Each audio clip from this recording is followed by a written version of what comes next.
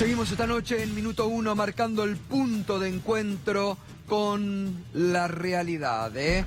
Bueno, gracias. Hay muchísimos mensajes en el corte, tanto a mi WhatsApp como por las redes, por la presencia de Susana Rinaldi. Es una grande realmente, con un pensamiento lúcido para este momento de la Argentina. Y la verdad que son estos artistas populares que tenemos en nuestro país, a los que uno quiere, ama, respeta, pensantes frente a la vulgaridad que se expresa muchas veces, y en estos 3 años y medio ha existido mucho de vulgaridad en la no cultura que este gobierno también ha hecho, ¿no? Así que es un lujo realmente haberla tenido a Susana Rinaldi. Gracias a todos los que nos agradecen su presencia esta noche.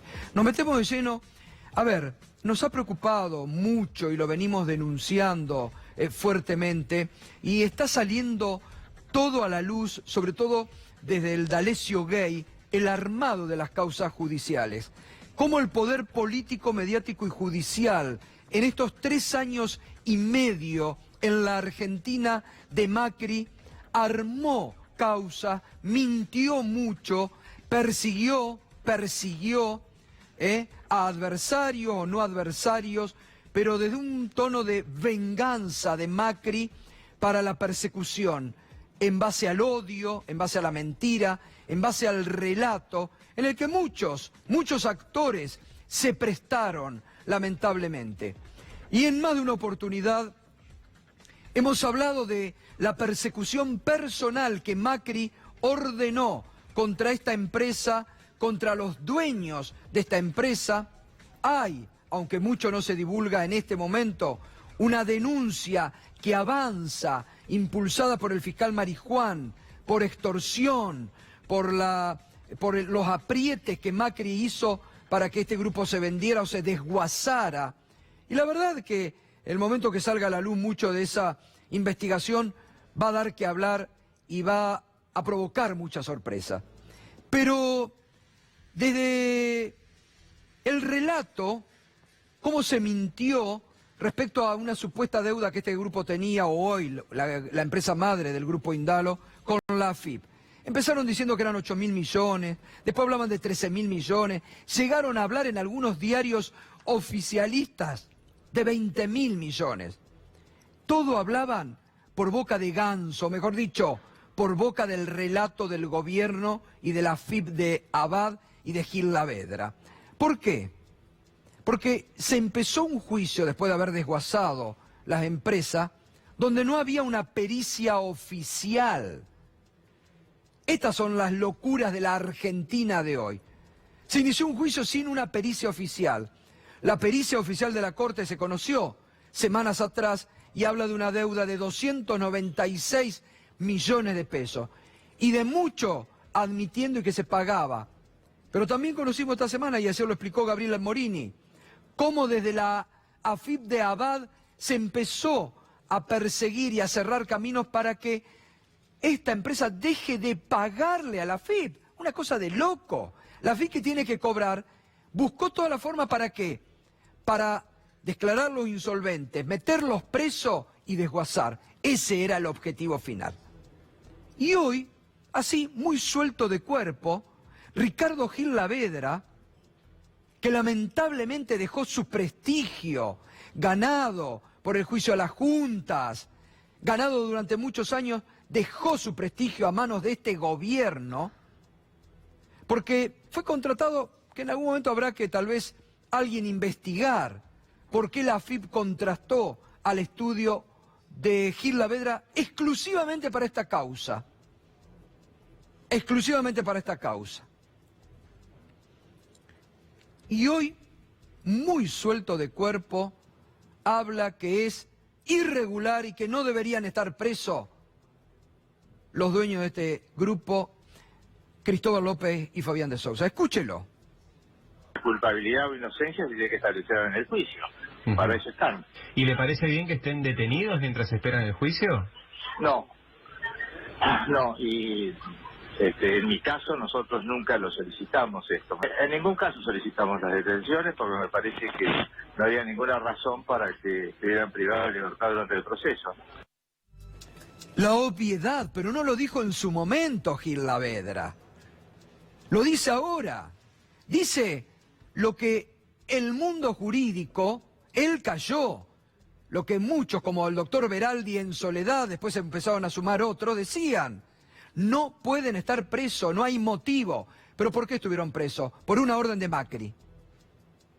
Y ahora Gil Lavedra, muy suelto de cuerpo, habla después que no solamente desguazaron una empresa, que destruyeron familias, porque habría que decirle al doctor Ricardo Gil Lavedra, a Macri y a todos los que ayudaron a esta destrucción, que detrás de esas personas hay familias, hay chiquitos que hoy sufren verlos a sus padres en prisión.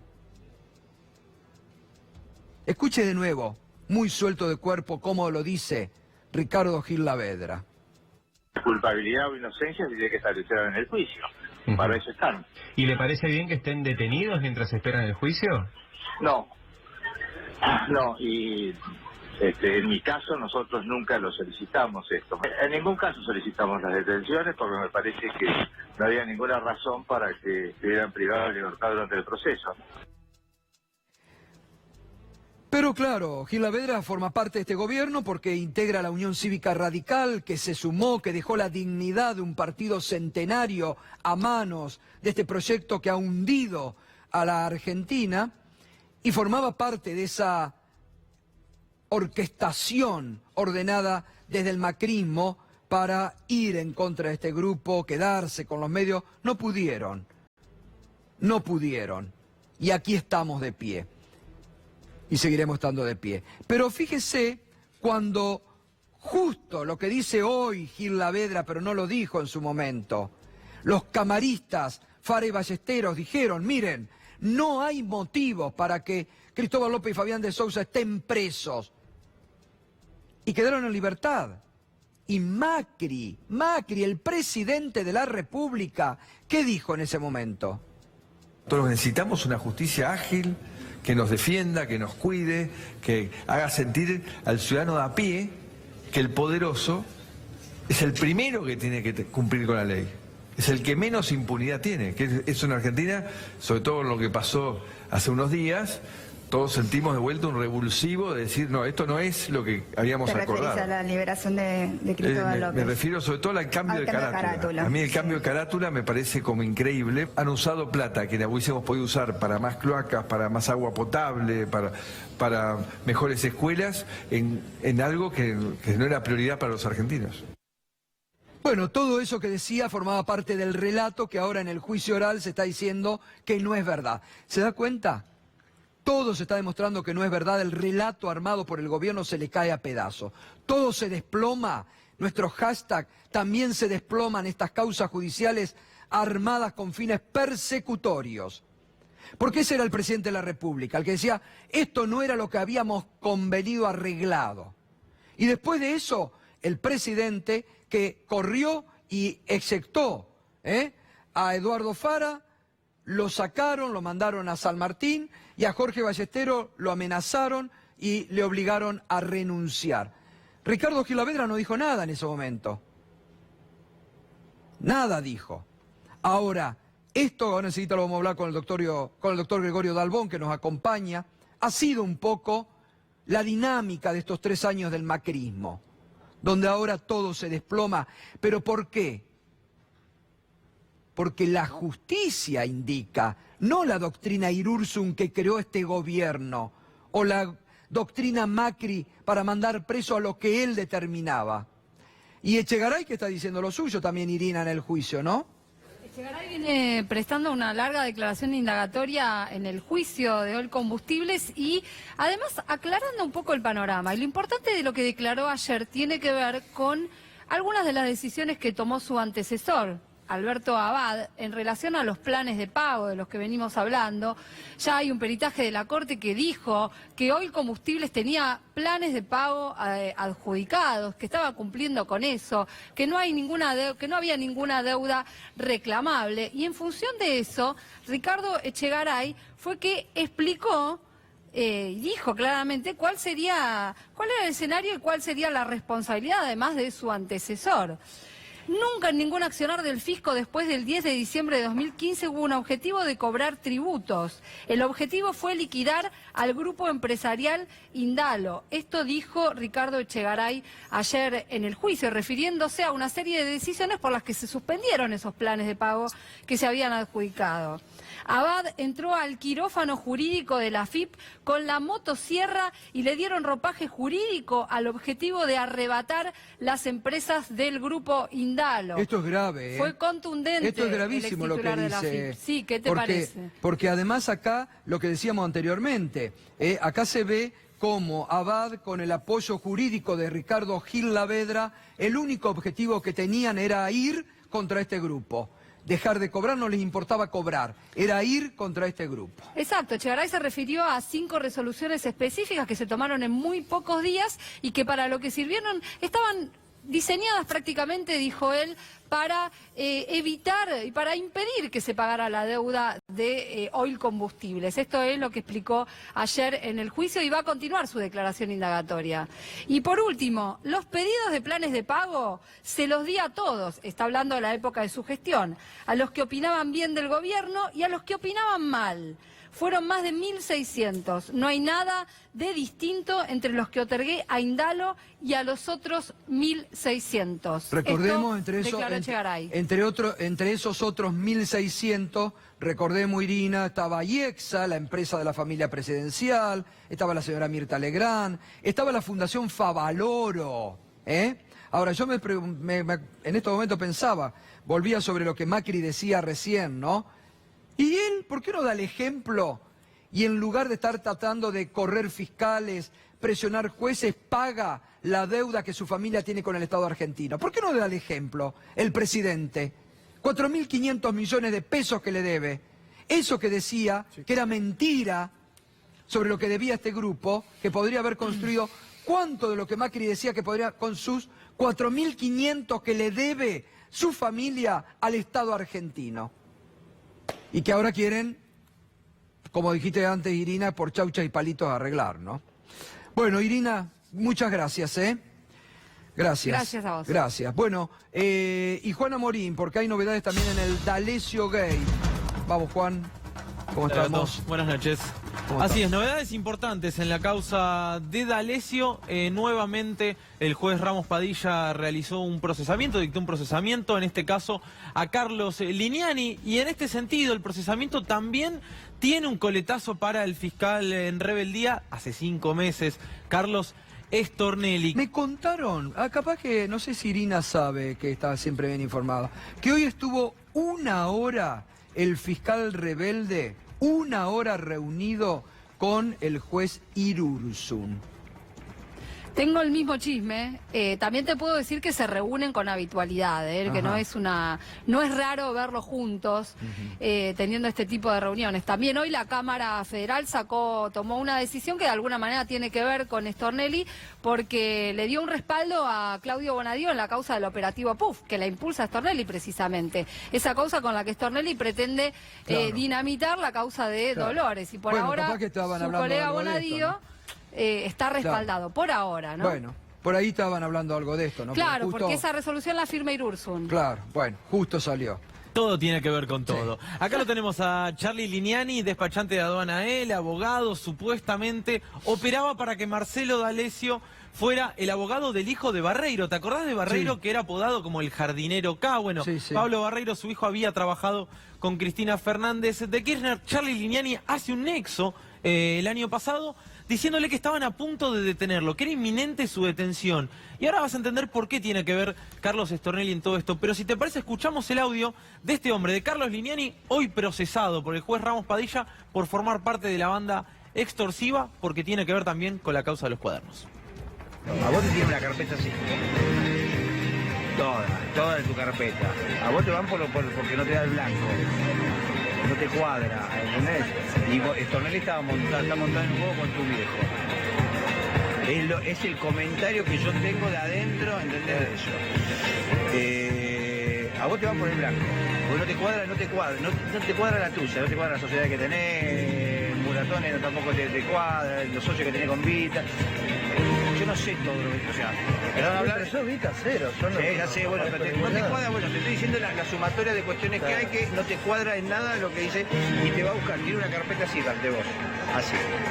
¿Entendés? Cuando yo le discuto me dice, sí, van por él también.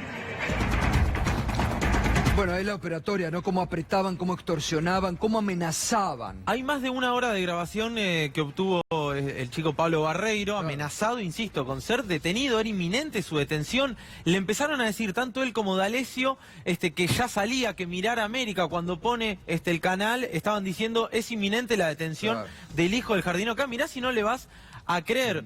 Bueno, todo esto tenía un sentido. Ahí lo tenemos. Pablo y Raúl son los hermanos Barreiro. Se reunieron ese mismo día con el doctor Vila, que era el abogado al que ellos iban a contratar. Estaban peleándose por la representación, en realidad. A quien le explicaron lo sucedido. El letrero les dice, quédate tranquilo, que es una operación. El viernes 5 se volvieron a encontrar y arreglaron que iban a ir a declarar. Le dice, ya hablé con Stornelli, no pesa ninguna orden de detención en tu contra, digamos, te están operando, pero vamos a ir a declarar a la Fiscalía de Stornelli. ¿Qué es lo grave? Que Barreiro cuando va a declarar a la Fiscalía de Stornelli, y esto es lo importante, y estaría buenísimo que el fiscal se presentara a declarar para despejar este tipo de dudas que realmente son muy polémicas y de una gravedad inusitada. Barreiro le cuenta todo, le dice, me está apretando alguien que se llama Charlie Lignani, me está apretando alguien que se llama Marcelo D'Alessio, y Stornelli incumple en sus deberes funcionarios públicos porque no lo denuncia después. Dice, fui con Vila y mi hermano, Vila es el abogado que finalmente contratan, no contratan a Lignani, contratan a Vila, a Comodoro Pi a la Fiscalía de Stornelli. Stornelli empezó y me dijo, vos estás acá por la causa de los cuadernos, y ahí empezó a increparme.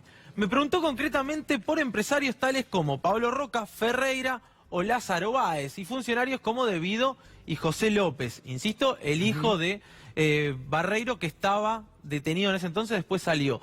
Les dije que los conocía porque fui el secretario privado de la doctora Fernández de Kirchner y que mi relación era laboral, y después expliqué cuáles eran mis funciones. Y acá algo que se repite en los empresarios, en los exfuncionarios, el apriete de Stornelli. Stornelli me dijo, mirá, todo eso ya lo sabemos. Y me decía cosas como, mirá, si vos me traes una agenda, yo te invito a mi cumpleaños. Stornelli a Barreiro. A Barreiro, claro, que venía... una agenda de Cristina a ver qué podía inventar en la causa. Y además, Gato, Barreiro que venía de ser apretado por D'Alessio, que le decía, yo te llevo, yo te saco a cambio de esto. Fíjate si no se coincide, D'Alessio se mandaba mensaje con Stornelli y le ofrecía ir a Barreiro al juzgado. Stornelli y Vila salieron del despacho. Cuando volvieron, Stornelli me preguntó si había recordado alguna cosa pseudo mafiosa. Claro. Y le conté todo lo que me había pasado con Charlie D'Alessio y que lo habían nombrado. Me dijo, y esto es lo más grave de todo, 5 meses en rebeldía sin explicar cómo es posible que no puso en un acta que el tipo le estaba contando que 2 abogados lo estaban extorsionando. Bueno, por eso hoy Charlie Lignani está procesado, Gato, un nuevo caso que tendrá que explicar Carlos Stornelli. Gracias, Juan. Por favor. Gracias. Muy bien. Tenemos ahora debate económico, también de palabras que se dicen en la campaña, pero antes lo tenemos al doctor Gregorio Delbán. ¿Cómo le va, doctor? ¿Cómo estás? Dice? Gracias por invitarme. No, por favor. ¿Escuchó lo que dijo hoy Gil Lavedra? Sí. Hoy lo dice. Sí, lo escuché. Y Gil Lavedra fue uno de los jueces del juicio de las juntas, por los cuales yo estudié Derecho. Sí. Tenía por él una gran admiración. Me parece que lo que está sucediendo y que mostraste, Mauricio Macri no conoce el derecho porque es ingeniero. Alberto Fernández es un profesor de Derecho Penal. Bonadío dijo que existía el derecho procesal creativo. ¿Sabes qué se entiende por eso? Que podemos hacer cualquier cosa por sobre la Constitución. Mi opinión, mi humilde opinión es que lo que falló y lo que falla en el gobierno de turno son los organismos de control. Y a eso voy. El organismo de control de Laura Alonso para con los funcionarios del gobierno no funcionó. El Consejo de la Magistratura no está funcionando. Quien lo maneja, Daniel Angelici, Pepín Rodríguez Simón. Evidentemente no sabe Mauricio Macri y pidió un presidente que los dueños de este canal estén presos. Pero hay algo que quiero resaltar.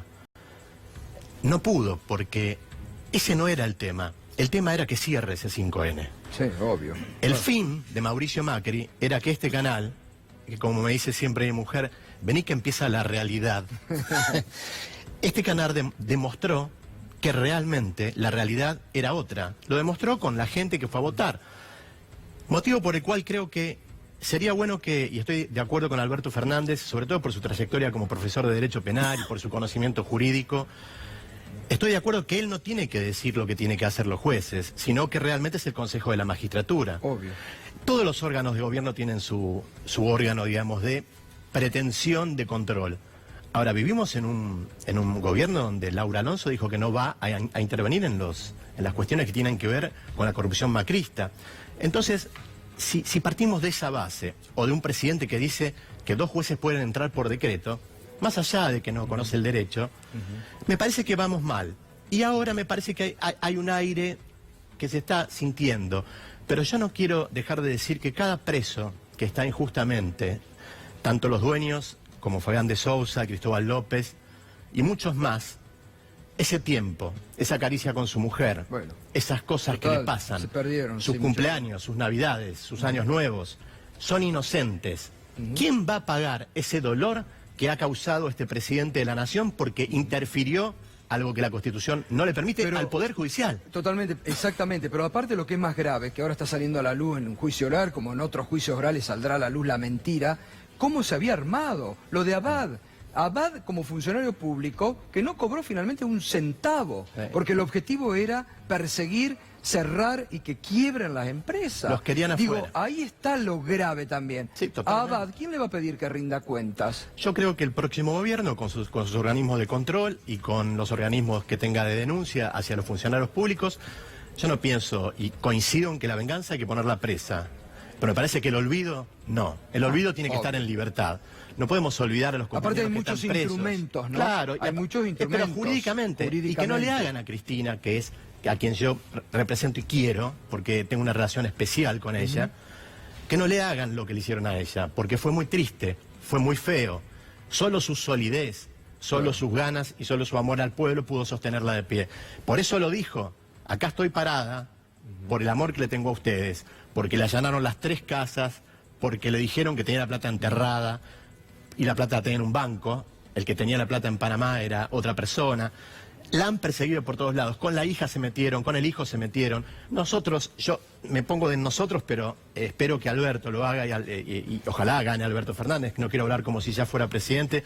Yo preferiría que Alberto Fernández continúe con esto que está diciendo, que él no tiene nada que hacer con los jueces, que los jueces tienen que sí velar por los actos de gobierno, como él va a velar como presidente, porque si él como presidente le pifia un decreto y el decreto es nulo o el decreto es denunciable, hay que denunciarlo también, Alberto Ahora Fernández. coincido con usted, qué pena, ¿no? Yo lo decía al inicio, que personas que uno ha respetado, como el doctor Gil Lavedra, se hayan prestado, hayan dejado su jerarquía y su honestidad en manos de este gobierno. Sí, ese es un tema muy personal hacia dónde uno quiere ir en la vida, ¿no? Yo hablo siempre del karma y siempre te lo digo, porque creo que es el espíritu de la ley y creo que es el espíritu de la justicia.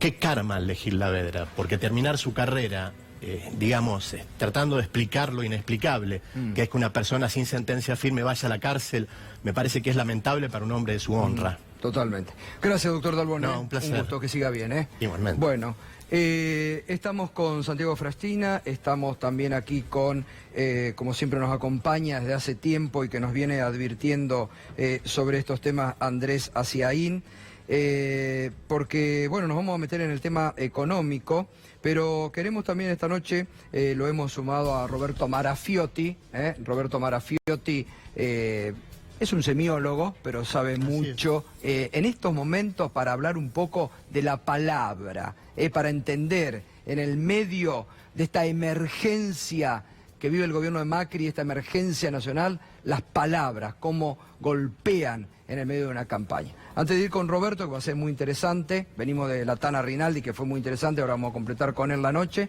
Andrés, mañana llega al fondo a la Argentina, no se sabe bien a qué. Si viene a pispear la situación política o a buscar un nuevo acuerdo con el gobierno. ¿Qué crees que puede pasar? Bueno, está abierta la situación, ¿no? Claramente argumentos para que el acuerdo se caiga sobran porque el gobierno incumplió básicamente todas las metas que se había propuesto y la perspectiva es que las siga incumpliendo, ¿no? O sea, cuando nosotros proyectamos sobre todo lo que es la meta de reservas, Creo que todos los analistas estamos de acuerdo que va a ser incumplible. Y lo que estamos dudando es si el Fondo Monetario va a mantener la actitud prepaso, que era no me importa nada, incumplan todo, que total hay un acuerdo político que está más allá de los números y de lo que puede ser un arreglo financiero razonable, o si ante el resultado de las PASO va a cambiar su actitud, ¿no? Es una incógnita, digamos, porque si vos me preguntás como profesional, yo te diría, no le tendrían que haber renovado el primero. No le tendrían que haber dado el primer préstamo porque era inviable, le dieron un stand-by que no correspondía para la situación de la economía argentina. El acuerdo fue desastroso en todos los resultados, sin embargo se lo siguieron renovando. O sea, desde lo técnico, uno diría, bueno, ese acuerdo ya se tendría que haber caído, no tendría que haber existido. Claro, claro. Entonces es una definición política a la que estamos a la espera. Claramente, si el FMI dice, bueno, después de las PASO, el acuerdo realmente no podemos aceptar otro waiver, otro perdón, como le dicen ellos, bueno, la situación para el gobierno de Mauricio Macri se complica porque es una señal más del descalabro, no tanto por la plata, porque no es tanta la diferencia, aunque ahora que estamos corto de guita, obvio, todo pero vale. dejan de perder confianza, es como que le sueltan la mano. Ahora, Andrés, ¿vos no creés que cierto establishment local, hoy Melconiani va en esa dirección, tal vez el fondo están presionando a Alberto Fernández a que sea copartícipe de un nuevo acuerdo? Sí, ¿No? sí, yo estoy totalmente... Y que tiene que tener precaución, ¿no? Sí, yo creo que Alberto Fernández no se tiene que involucrar en la política económica actual. La situación del dólar, la situación de la deuda, la situación económica argentina es el resultado de una política económica de estos 3 años y medio. Vos montás un ciclo de endeudamiento, de especulación, termina mal. Así han terminado en las 2 etapas.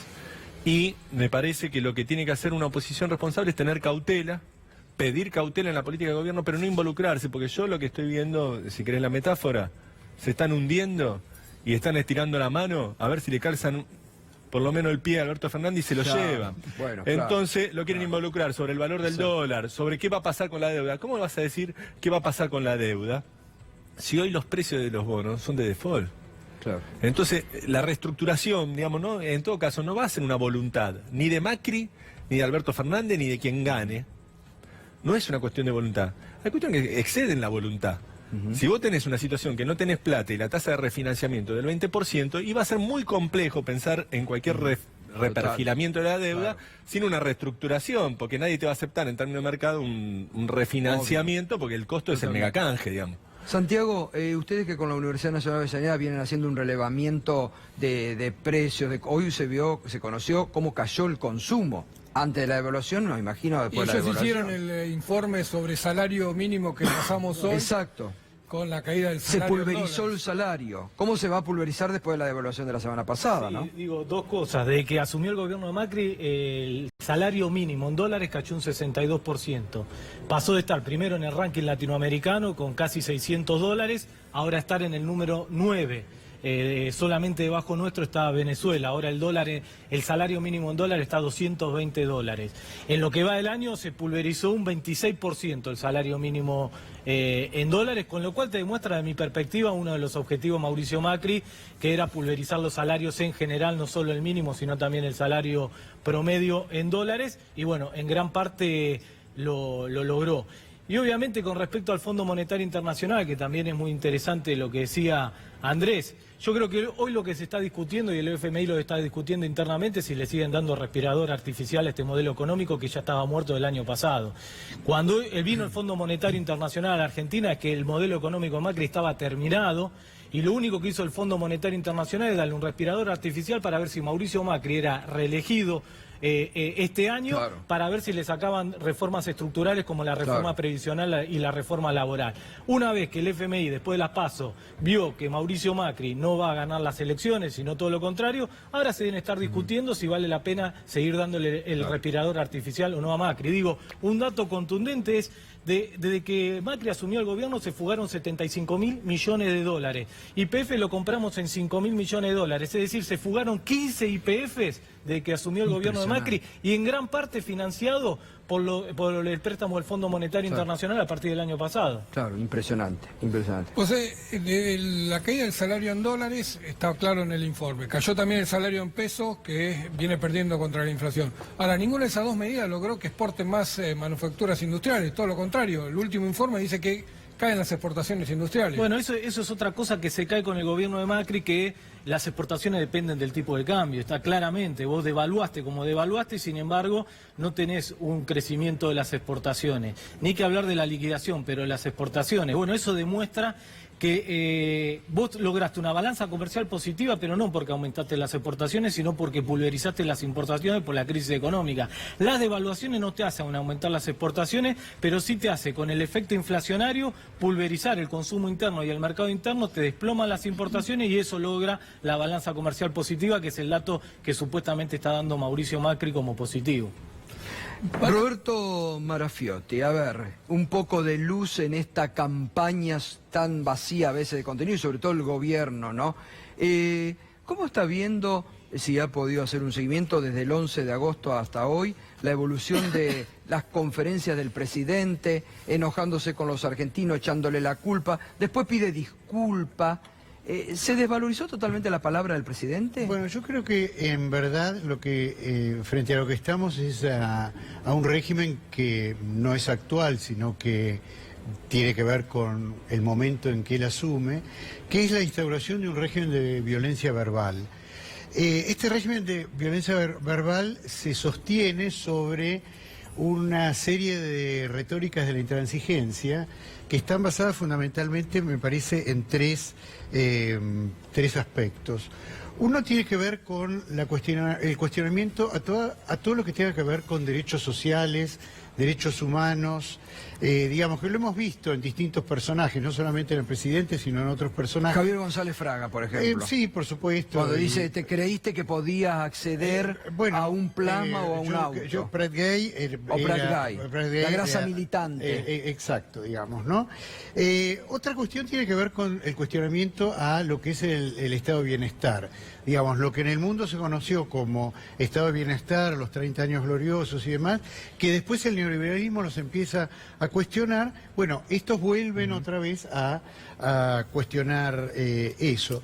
Todo esto instaura una suerte de democracia restringida, creo yo, que no es una democracia plena, lo que nosotros por lo menos conocemos como democracia plena, sino más bien es una democracia restringida. El mejor ejemplo que tuvimos de esto es la primera medida, que fue Milagro Sala presa. Digamos, a partir de ahí todos, digamos, ¿no? Claro. Digamos, Milagro tiene que ser el ejemplo de lo que se venía hacia adelante. Y yo creo que a partir del 11 de agosto hay dos hechos, me parece que son bastante importantes, trágicos, como es nuestra realidad, que es muy trágico, y son estas dos muertes, una con una patada en el pecho y el señor a la salida del supermercado. Coto, que en realidad no hay nadie que lo asista. O sea, en ninguno de los dos casos, Roberto. En ninguno de los dos casos. Porque usted sabe que el otro día la doctora Mariana Lestese me ponía que decía esto que usted está diciendo. ¿Cómo el policía no reanima al que está volteado? Exacto, lo deja morir. Exacto. Digamos, el policía deja de ser ciudadano. O sea, deja de pertenecer a la República. Me parece que lo que ha instaurado el macrismo en la cabeza de su ministra de Seguridad, de Patricia Bullrich, es que en realidad, si alguien es policía, puede ser absolutamente todo y deja de ser ciudadano. Exacto. No forma parte más de la República. Ahora, qué interesante, Roberto, me gustó mucho el concepto de violencia verbal, porque hubo mucha violencia verbal en el gobierno de Cambiemos, seguida de odio. Pero absolutamente. Ahora, la violencia verbal se traslada en la calle a la violencia institucional. Y además, el presidente es capaz de mandarnos a dormir, pero al día siguiente nos echa la culpa, y después pide perdón, y después sigue haciendo lo que quiere, porque no tiene ningún problema, porque no tiene pudor. Es un régimen absolutamente impúdico. En términos de plantear la culpa, siempre la tiene el otro, y además, sobre todo si es pobre. Porque si es pobre o careciente, eso ya lo convierte en culpable. A mí me parece que esto, digamos, para poner un poco en espejo, digamos, la gestión, o por lo menos la campaña del Frente para Todos es interesante, vista desde el punto de vista de que trae a escena algo que tiene que ver con lo público. Yo soy profesor de una universidad pública. El candidato a presidente del Frente de Todos es un candidato que es profesor de una universidad pública. Ahora, todo el gabinete nacional, salvo el señor Lacunza, que es nuevo y que es economista, digamos, de la Universidad de Buenos Aires, el resto pertenecen a empresas privadas. O sea, uno no puede pensar que alguien pueda conducir un país con la mentalidad de un empresario. Ahora, qué karma que hasta perdió en el Newman, ¿eh? Bueno, eso sí. ¿No? Eso sí. Es como Por que suerte. es interesante todo el análisis, Roberto, porque es como que a todo esto que usted dice, hubo una revolución silenciosa de mayoría que terminó contra todo esto. Absolutamente, y además hay una cosa que, digamos, yo también me hago cargo de algo que he pensado y he reflexionado, y uno dice, bueno, ¿qué pasa con las redes sociales? ¿Qué pasa con la importancia del Big Data? ¿Qué pasa con, digamos, algo que está cambiando en el mundo? Y sin embargo, eso que está cambiando en el mundo, cuando hay una situación como esta, hay una reacción que uno la empezaba a percibir, digamos. Uno decía, es probable que ganemos. Nosotros hicimos apuestas en la universidad y demás, y decíamos, bueno, tiene que haber una diferencia de 10 puntos porque digamos, veíamos las provincias y no había posibilidad de que esto se sostuviera mucho más en el tiempo, pero de todas maneras no pensábamos que era tan fuerte.